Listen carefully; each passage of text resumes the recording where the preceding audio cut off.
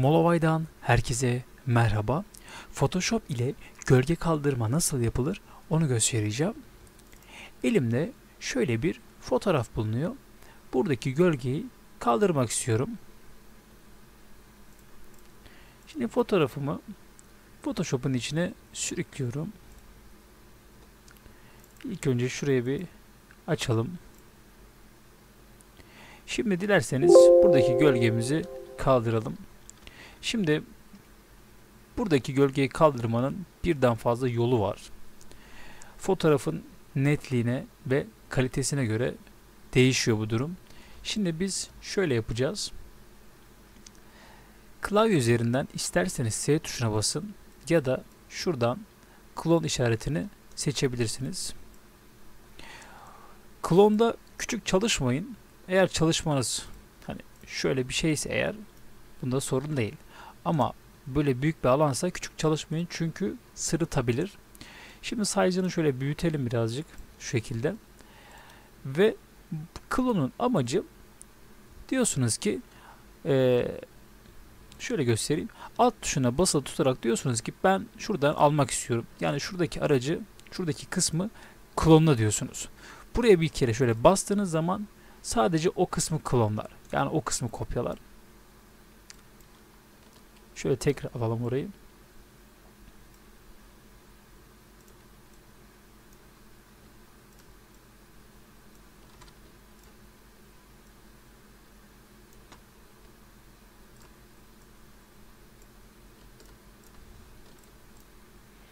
Evet, sürekli aynı işlemi yapıyorum. Alt tuşuna basılı tutarak yer seçiyorum kendime.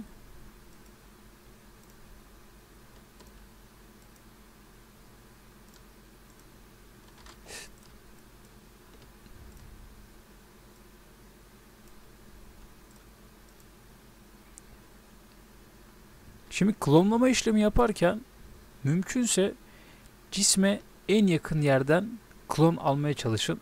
Yani burayı kapatacaksam buradan alırsam eğer sırıtabilir. Yani şöyle göstereyim size. Şöyle. Şu şekilde. Olmadı bir daha. Yani şöyle şu an sırıtıyor burası. Ama burayı kapatacaksam şöyle yanından alırsam gördüğünüz gibi fazla sırıtmıyor. Mesela şurada bir şişe tarzı bir şey var. Onu biz bir silelim isterseniz.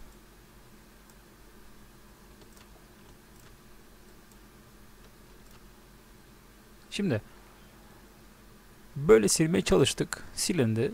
Şimdi şunu da size göstereyim. Bu çok işinize yarayacak bir şey. Şimdi şuradan klonumu alıyorum. Şuradan aldım. Şöyle tam gelecek şekilde gördüğünüz gibi çöp işimi kaldıracağım. Tekrar buradan alıyorum. Bakın eşitliyorum şu an, bakın. Şöyle ve gitti.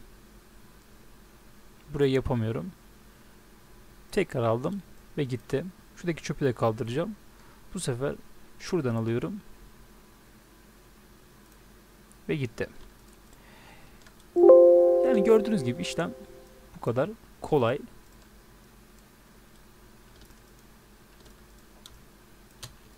Klon işareti çok klon aracı işinize çok yarayacak bir araç. Yani Photoshop'ta olmazsa olmazlardan bir tanesi. O yüzden klonu kesinlikle kullanmanız gerekiyor. Şu şekilde gölgemizi kaldırdık. Hatta gelmişken şuradaki payını da silelim isterseniz. Şimdi dediğim gibi mantık çok kolay. Küçük almayacağım.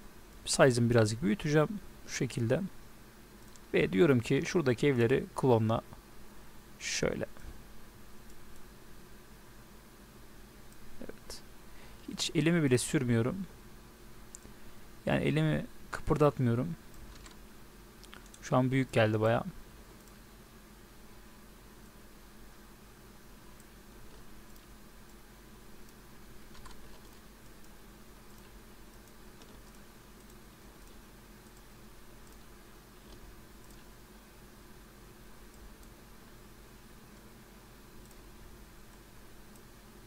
Evet.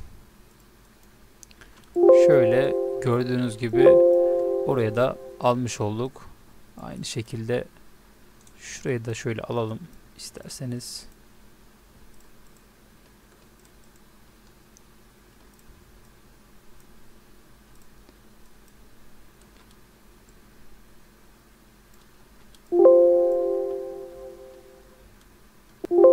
Hatta şurayı komple de değiştirebiliriz aslında.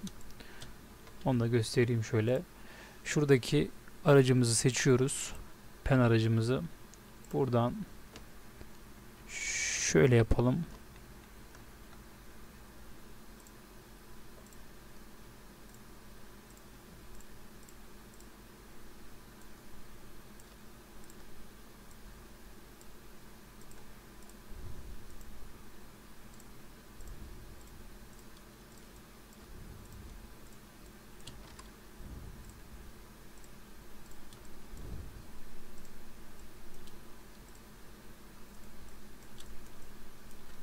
Şöyle birleştiriyoruz ve enter deyip burayı temizliyoruz.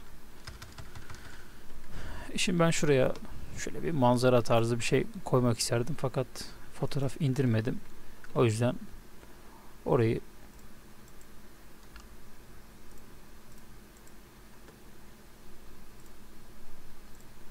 şöyle bir şey yapalım. Şu şekilde. Tabi buraya istediğiniz fotoğrafı da koyabilirsiniz. Bir Eyfel Kulesi falan filan yani. Evet, işlemimiz bu kadardı. Şuradaki gölgelere bakacak olursak şöyle gördüğünüz gibi ilk halini ben size atayım. Açayım yani.